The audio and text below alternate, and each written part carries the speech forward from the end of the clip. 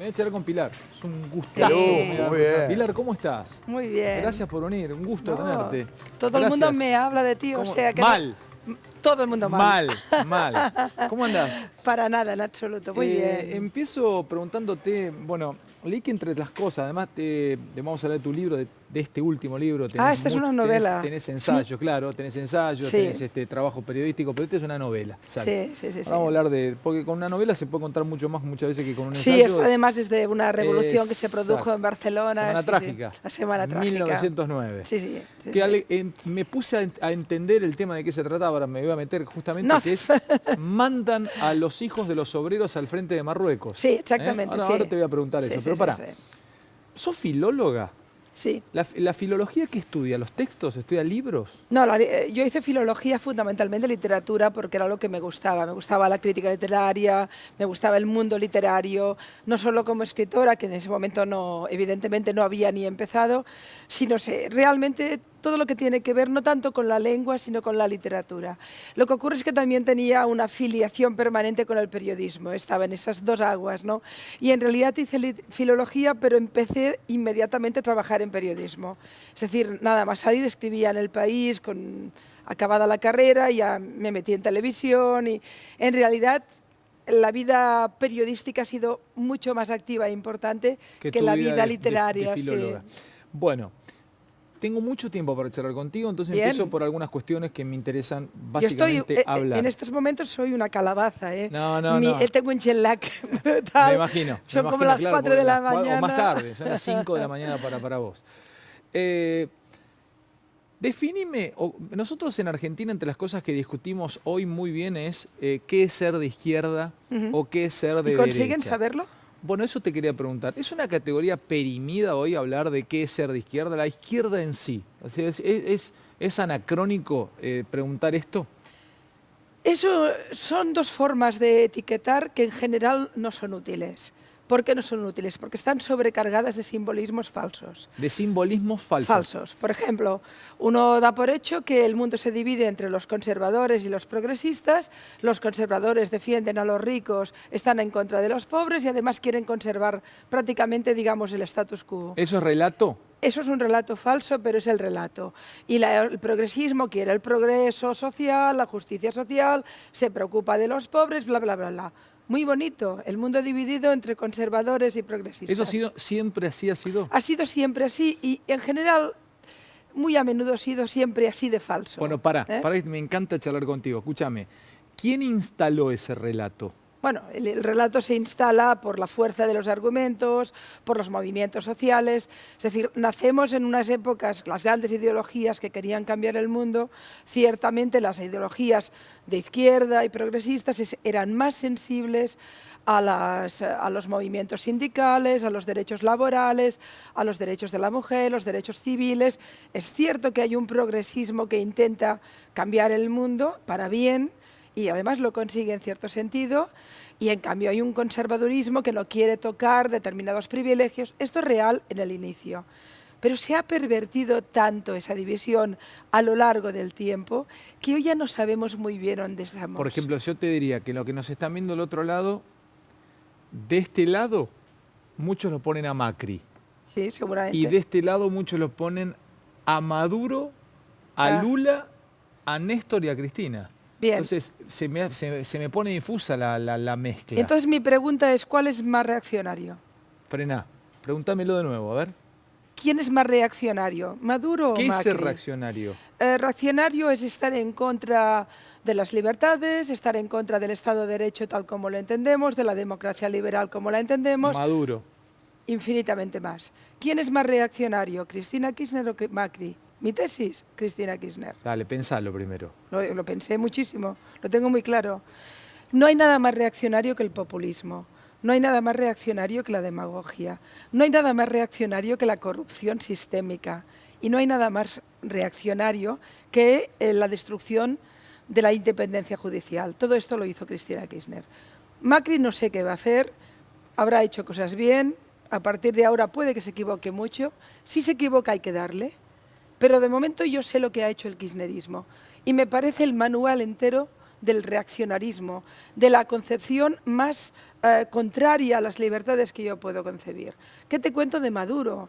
Maduro es un chiste. Es un chiste, es decir, ahora estamos todo el mundo hablando de Trump. Trump es otro chiste. Y nos encanta darle a Trump porque nos encanta darle a los yanquis siempre. Bueno, esa es otra de las cosas que te he leído y te he escuchado pero en la charla que diste en la Universidad de Maduro Palermo. es un tío que habla con los pájaros. A ver, es que más chiste que eso. No sé si... Bueno, pero ahí también tomo otra frase tuya. Corta un poquito del aire y empieza a hacer frío aquí en el estudio. Ahí tomo otra frase tuya, Pilar. Dijiste una vez que a vos te llamaba un poco la atención o te generaba cierto escozor que se banalice el término totalitarismo o el término dictadura, que no se puede aplicar el término totalitarismo para cualquiera, que vos viviste, tu familia vivió el totalitarismo, vos viviste el franquismo, tu familia vivió el franquismo, o sea, vos venís de una familia que sufrió eso en carne propia. ¿No está banalizado incluso para algunos gobiernos, para algunos populismos en Latinoamérica? En esta parte de América no se banalizó la utilización del totalitarismo. ¿Llegó a ser para algunos el kirchnerismo era un régimen totalitario? No, totalitario no. Totalitario no. Pero régimen... Eso es un término demasiado total. ¿Y régimen? Era un sistema corrupto.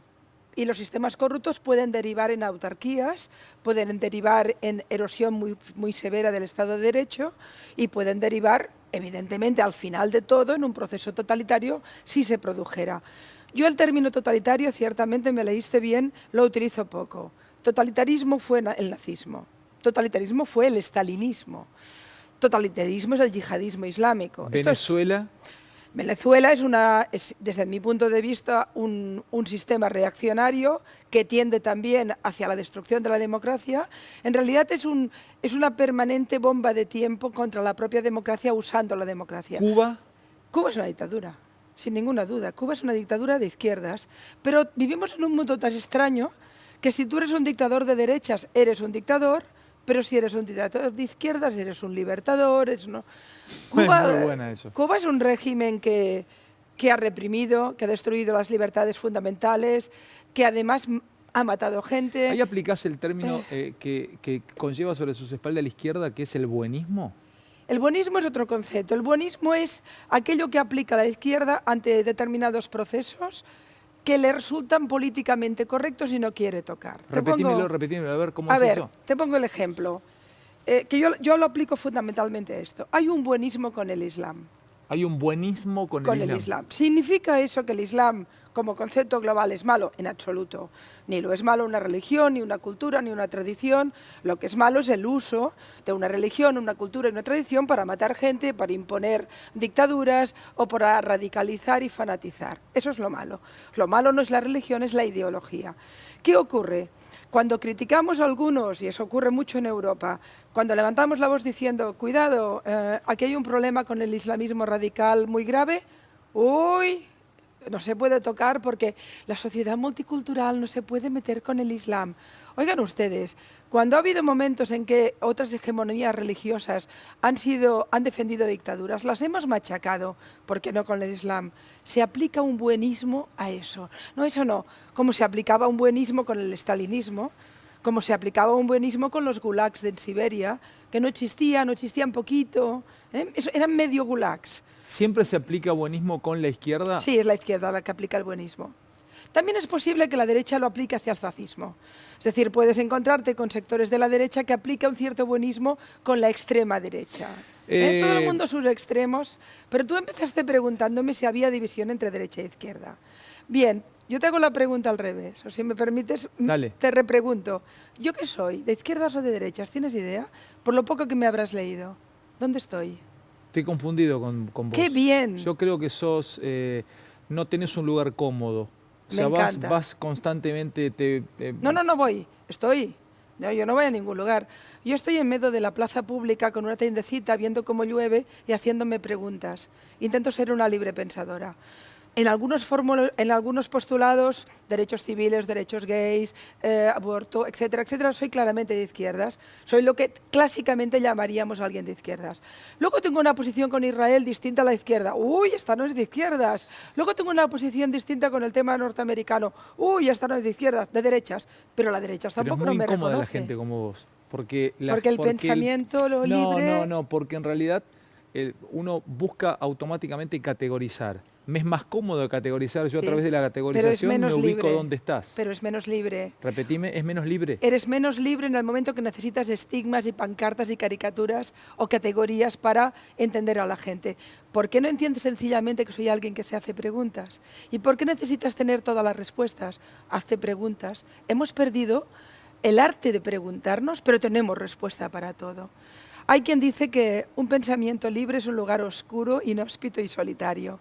Quiero estar ahí, en ese pensamiento libre que me permite establecer complicidades, a veces con grandes movimientos progresistas, pero a veces también con movimientos conservadores. Abrís una puerta hermosa para discutir, no para discutir, sino para que me des tu mirada, y ahora voy a tu novela.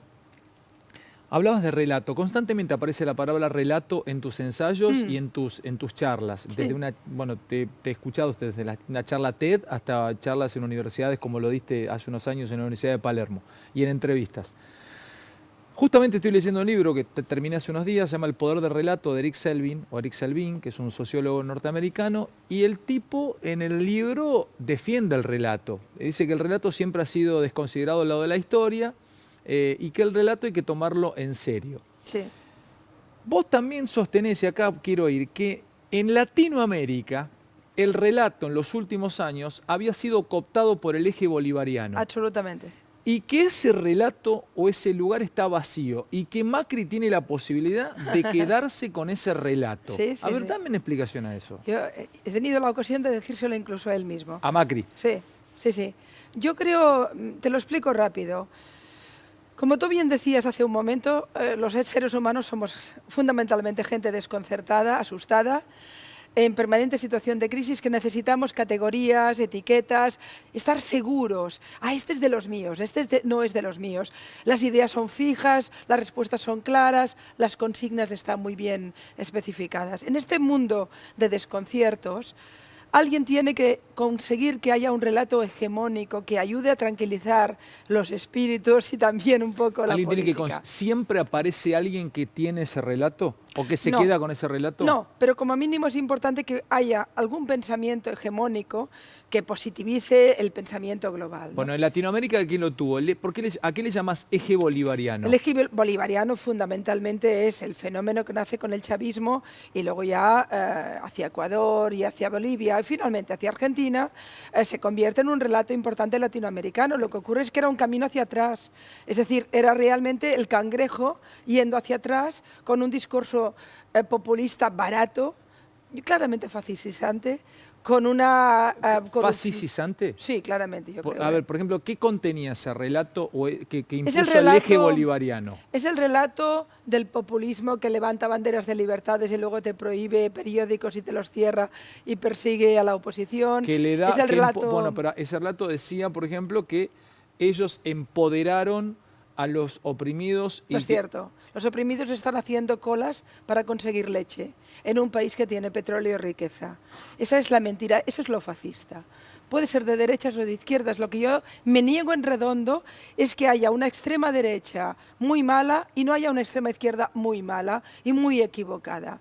Porque entre esa derecha antipática e intolerante que la hay y que hay que combatirla, luego hay una izquierda reaccionaria que te está vendiendo unas películas que son mentira. Y Venezuela es el caso más claro. Es una maldad histórica que un país tan enormemente rico tenga colas para el pan y para la leche. Y lo han hecho unos tipos que han levantado banderas del pueblo, banderas de libertad, banderas de tolerancia y se lo han cargado todo. Han pervertido hasta la memoria de su propia gente. Simón Bolívar se habría levantado de la tumba, habría visto a Chávez con él en su nombre y se habría vuelto a morir. Era un libre pensador, un masón, un tipo brillante en su época. Y va este tipo y me lo convierte en su Simón Bolívar. Simón Bolívar no se te parecía en nada. Entre otras cosas porque era un hombre culto. Chávez no lo fue nunca. Y a Maduro ni te explico. Porque Maduro es la caricatura y siempre la caricatura es peor. ¿Maduro es la caricatura de Chávez? De Chávez, claro. Es una caricatura mala. El chavismo ya no era mucha cosa, pero lo otro es peor. Pero a mí, a ver, si hubiera funcionado, si detrás de esa retórica vacía, populista, el pueblo, la gente, nosotros, vamos, los oprimidos, muy bien, ya nos lo conocemos. Llevamos mucho tiempo de retórica de este tipo.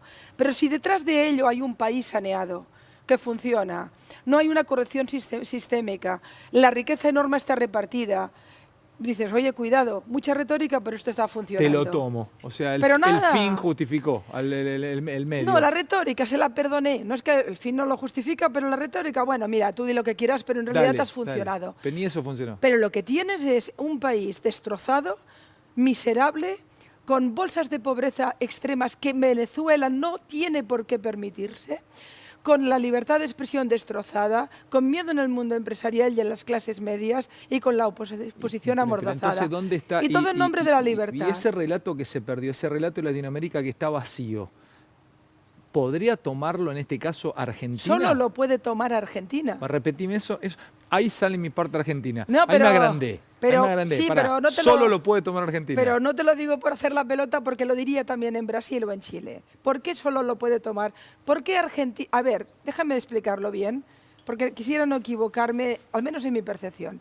Latinoamérica es un continente, y yo creo que en estos momentos toda América, porque Estados Unidos está como está. Latinoamérica es un continente que no tiene aún quien le escriba la historia reciente, la de ahora. Durante un tiempo determinado hubo las revoluciones de los 60, las dictaduras, de golpe aparece este fenómeno nuevo, en fin, todo esto es historia. Hoy, ¿dónde estamos? Brasil está muy machacado, tiene una situación de crisis importante que no le va a poder permitir liderar el continente. Chile es un país que está muy bien saneado, que funciona bien, pero no tiene ese poderío. El gran país del Cono Sur, pero que puede estirar todo el continente, es Argentina. Y Argentina tiene la masa crítica, la masa intelectual, los políticos, la capacidad, y ahora está en un momento de fuerza. ¿Por qué no los dirigentes argentinos, ya no digo el propio presidente, sino es igual, la ministra de Exteriores, quien quieras, ¿por qué no empieza a crearse un relato de lo latino y de lo latinoamericano desde una perspectiva de Estado de Derecho, de valores en el siglo XXI? Porque lo latinoamericano, Pilar, lo latinoamericano, bueno, por ahí yo soy una víctima del relato latinoamericano pasado, del eje bolivariano, no tiene nada que ver con esta clase que vos me estás dando. Lo latinoamericano para mí se identifica con el pueblo originario, se identifica con el luchador, con la lucha de clases, con Mariátegui, con Cuba, con la lucha de los pueblos. Pero esto es muy antiguo. Bueno, ya sé, pero yo soy preso de eso, Pilar. Pero tú eres demasiado joven para una cosa tan antigua, no puedo. Te la dejo picando para que incluso tome más potencia la charla. Por ejemplo, la de todavía verlos, no porque seas española, pero digo, soy catalana. Bueno, sos catalana, mirá, cómo me lo decís, pero todavía ser el pueblo que fui expoliado y sigo siendo expoliado por los empresarios y por el capitalismo mundial, me llevaron el oro, eso no tiene nada que ver con esta gente. Esto es un discurso victimista, antiguo, retrógrado, que no os va a servir para nada. Me encanta que me lo digas así, dale, rompeme en pedazos. No, pero fundamentalmente porque de qué te va a servir recordar que yo qué sé qué. Tenéis un país que podéis convertir en un país enorme, subir la autoestima, empezar a liderar discursos, empezar a decir intereses geoestratégicos. Latinoamérica tiene mucho que decir, o el continente, si quieres el Cono Sur. Lidérame el Cono Sur al menos. ¿Pero qué es esto de meterse dentro del país? El mundo se ha hecho pequeño. ¿Sabes quién está intentando conquistar la hegemonía diplomática? Irán. Irán, que es un asco de Estado. No diría de país porque la gente no tiene la culpa. De Estado, un Estado teocrático, un Estado que te puede condenar a muerte por ser homosexual o por ser una mujer, que oprime brutalmente a toda la oposición. Un Estado loco. Y está ahí jugando la diplomacia de primer nivel, jugando fuerte, porque quieren. ¿Por qué Argentina no quiere? Pero para quedarse ¿Por qué no quiere? Con el relato no, de que... para ser influyente en el mundo. Porque el mundo también está vacío de relato. ¿El mundo está vacío de relato? ¿Quién manda hoy en el mundo? Merkel. No. ¿Qué más quisiera Merkel? Te oye, te da un beso. Con un beso alemán, que es mucho beso. ¿Cómo ¿Quién manda en el mundo? Fundamentalmente en este momento Rusia y China. Y Irán un poquito. Y Estados Unidos despistado, no sabiendo dónde está. Y Europa naufragando. Y un poco Alemania que mueve la cola. No hay mucho más. ¿Quién ha mandado en la guerra de Siria? En todo el conflicto en Oriente Medio, ¿quién ha decidido? Turquía. Rusia. Y un poco Turquía. Los que quieren, los que se ponen delante. A mí si algo me llama la atención, Yo vengo de un país que está machacadísimo y de un continente que está naufragando. Mira qué ha ocurrido en Italia ahora. De golpe todo el sistema de partidos se ha ido a la porra, aparece un fenómeno en la derecha populista y otro en la izquierda populista y alegría. País tan importante como Italia, ¿eh? Con además un discurso anti-Unión Europea muy importante ahí, porque está fracasando la Unión Europea, porque está llena de burócratas que se enriquecen y que se alejan de la gente. O sea, decir que hay un relato, incluso no solamente latinoamericano, sino un relato mundial que está sin tomar. Quien tenga ganas de formar parte de los que tienen algo que decir en el mundo va a poder hacerlo, porque ahora hay un vacío. Porque el vacío lo ha dejado Estados Unidos y lo ha dejado Europa. Y Rusia lo está invadiendo. Porque Rusia quiere volver a liderar el mundo o estar como mínimo en el primer nivel. Y la prueba ha sido en la guerra de Siria, donde ha mandado con Turquía, ha mandado con Siria y nosotros no hemos estado. Bashar al-Assad ha bombardeado con armas químicas. Está ahora masacrando la zona de Ghouta Oriental. Lo ha destruido todo. Nadie le sopla porque tiene a Rusia al lado. Los yanquis no están, los europeos no estamos y vosotros ni os interesa. Lo que digo, a ver, no quiero exagerar, yo no creo que el presidente de Argentina de golpe se pueda poner en la primera línea y decir lo que tiene que hacer el mundo, pero de momento vais a tener el G20 aquí, ¿eh? Eso sí, me gusta, a ver, Cuidado, ¿sabes qué? Me estás alimentando mi autoestima de país. Pero es que, ¿por qué en serio no? te lo digo. ¿Pero por qué no? No tenés idea de la cantidad de gente que te está viendo. Ah, pues bien. El otro lo estás entrando toda Argentina en vivo en cada casa. De verdad, me alimentás mi autoestima como país que Pero me digas eso. ¿tú Nunca vino entiendes? alguien a decirme acá, ustedes pueden liderar ¿Por qué no? las ¿Por qué ideas no? de Latinoamérica o instalar... ¿Por qué no? Sí, porque... Oye, estamos en un mundo cambiante donde los esquemas y los equilibrios... ¿Cómo está visto Macri en el mundo, No, Pilar? ahora muy bien. Macri está muy bien visto. Macri ha cambiado la imagen de Argentina, sin ninguna duda. Argentina es ahora un país visto desde fuera, y lo digo con mucha frialdad, visto desde fuera es un país que da una imagen de seguridad jurídica, que da una imagen de seriedad. No sé, hemos superado esa época loca del kirchnerismo. Qué loco, donde porque nada era... Cristina iba a la ONU y los retaba. Cristina Bueno, iba a la ONU y sí. los retaba, se paraba y les pegaba unos retos. Sí, ¿de qué sirvió? ¿No se asustaban en la ONU? Pero si la ONU no sirve de nada, la ONU son grandes despachos con sueldos millonarios. No sirve de mucho más la ONU. ¿De qué sirve la ONU? En la ONU hay 150 dictaduras blanqueadas por la ONU. La ONU ahora mismo hizo a Arabia Saudita miembro de la Comisión de Derechos Humanos de la Mujer. De la mujer. Arabia Saudita forma parte de la Comisión de Derechos Humanos y de Derechos Humanos de la Mujer. Después de esto, ¿yo qué crees que te diga? ¿Dónde está la ONU en lo que está ocurriendo ahora en Siria? Cuando los turcos decidieron entrar en Siria y masacrar a los kurdos sirios, hace 2 días de esto, ¿qué dijo la ONU? ¿Sabes qué dijo el presidente turco? Yo lo he hablado con los rusos. De manera que fuera Cristina y se pusiera un poco fuerte en la ONU, pues sí, esto lo ha hecho todo el mundo. Si Chávez hablaba de Jesucristo allí, decía que el demonio no sé qué, es igual. El problema que tenemos, mirado en perspectiva, es que las grandes organizaciones internacionales que tenían que cambiarnos el mundo, el gran sueño de Eleanor Roosevelt, el gran sueño de los derechos humanos, de la Confederación de Naciones, etcétera, que tenía que expandir las libertades y la democracia, se ha convertido en su peor engendro. Hoy por hoy estamos hablando de una superestructura profundamente corrupta, que no pinta prácticamente nada, solo sirve para machacar a Israel, que eso es gratis. Escúchame, pero nada más. contame Y con una falta de liderazgo en el mundo que es muy preocupante. Yo no quiero exagerar, yo no te digo que mañana el presidente de Argentina se ponga en medio de la... Pero oye, si alguien se pone a hablar fuerte diciendo esto estamos equivocándonos por aquí o por allá, o tenemos que empezar a unirnos a las naciones para esto o lo otro, tienes que tener opinión, Bueno, necesito una opinión tuya sobre un fenómeno del cual se escriben, sos filóloga, además se han escrito cientos de libros y aún no hay explicación. Porque es un movimiento, no es un partido, un movimiento que es habitado por la izquierda más violenta y por la derecha más violenta, por el centro para muchos, no es una frase mía, es una frase aplicada por muchos, hasta es una comodidad para muchos políticamente. ¿Tienes una mirada, una referencia al peronismo? No le hemos podido encontrar la vuelta al peronismo. Dale, necesito escucharte, porque de verdad con esta forma de decir, me gustaría escucharte un concepto sobre el peronismo. Pero ahora sí que me meto en aguas pantanosas. No, pero metete, dale, jugátela. Sin ninguna duda el peronismo es un movimiento, no se puede hablar en términos de partido porque no serían las estructuras clásicas de partido. Y no hay duda también que como todo movimiento es de amplio espectro. Los movimientos políticos y ciudadanos en general tienen capacidad de ser muy transversales y de juntar en un mismo movimiento desde gente muy conservadora, que está ahí por unos determinados planteamientos, y gente más progresista. Y sin duda el peronismo ha sido el gran movimiento argentino y que aún perdura con toda su complejidad.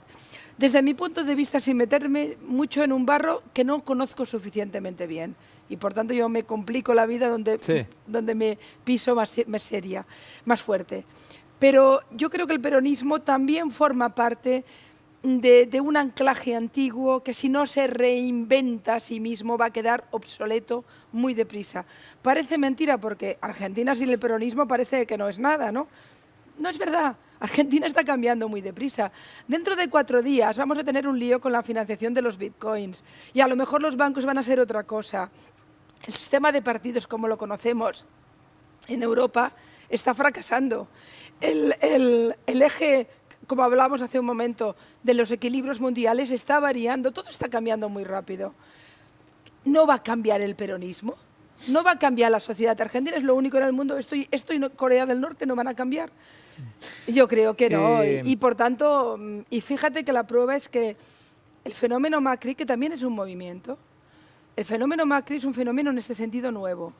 Luego te lo puede gustar o no, pero es infinitamente nuevo. Es como Macron en Francia. De todas maneras, sí. Bueno, pero el otro día una intelectual argentina como Beatriz Arlo destrozó esa comparación, que dijo que, bueno, es otra cuestión que le achaca a la izquierda o la intelectualidad a Macri, que Macri es bruto.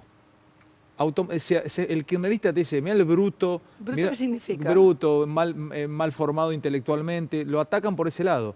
Pero es algo que siempre le achacan a la gente de derecha. ¿Viste? Para muchos la izquierda es intelectual, es formada. Estaba pensando que tiene razón, Delía es un tipo muy intelectual. Ahora que pienso, habrá leído más libros que yo. Y por supuesto también Cristina Kirchner. ¿Pero de qué me hablas? Pero si el problema que tenía Argentina es que había muy poco leído en según qué esferas del poder. Pero yo estoy justamente... Pero si hubo un momento que los piqueteros tenían más opinión política casi que algunos intelectuales formados.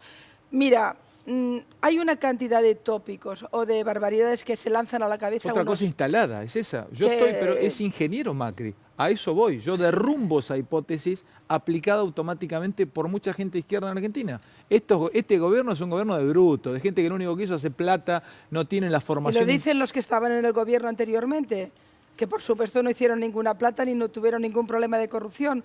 Por eso Cristina Kirchner no tiene ningún lío judicial. Bueno, justamente iba al estereotipo. Muchas veces la gente vota al estereotipo. Te he escuchado también hablar de Trump en una interesante charla que tuviste con Pablo Sirven en La Nación, y vos contabas que Trump rompe el relato de los medios, lo vence, que más, Hillary Clinton tenía que gastar no sé cuántos millones de dólares en campaña y el tipo no había gastado un peso. Y el tipo tenía tweets.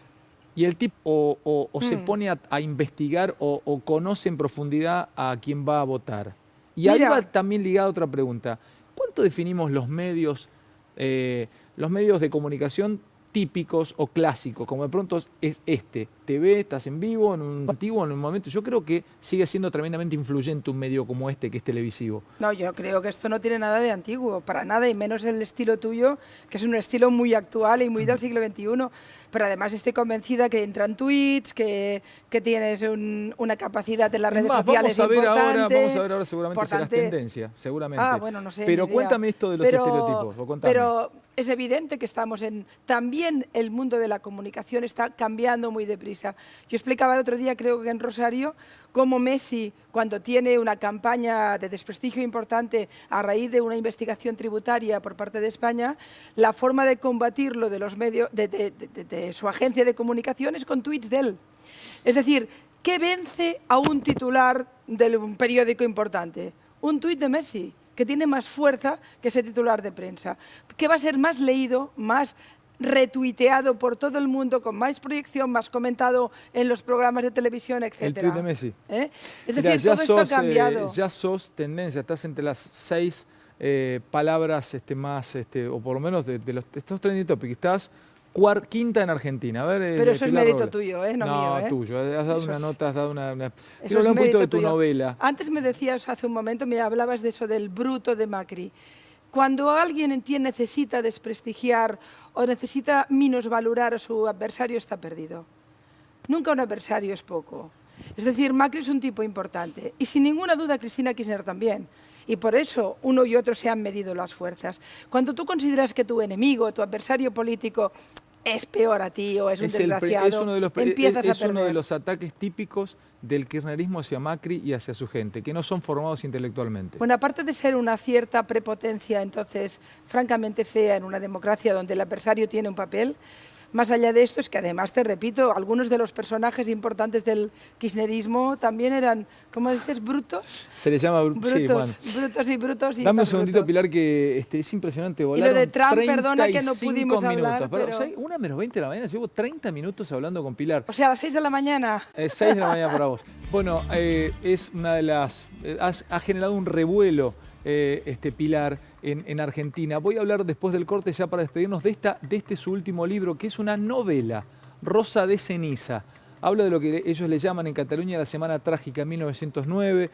Habían perdido el control de Filipinas y Cuba y bueno, mandan al frente de guerra o para no perder Marruecos a los hijos de los pobres, a los hijos de los trabajadores, de los laburantes, y eso genera un revuelo, y de esto trata este libro. Es muy interesante, es una novela histórica, pero es una novela con un anclaje absolutamente actual. Habla del mundo de hoy. La escribió Pilar Rahola, que está con nosotros dándonos una clase de periodismo y de comunicación. Rosa de ceniza se llama. Pequeño corte y la despido a Pilar. Gracias por estar del otro lado. Es un lujazo. Para mí ya es una de las mejores charlas del año y llevamos una semana al aire. Acuérdense, esta nota la vamos a repetir antes que termine el año, pero además vendrá Pilar muchas veces más. Chau, descansen, nos vemos mañana. Chau.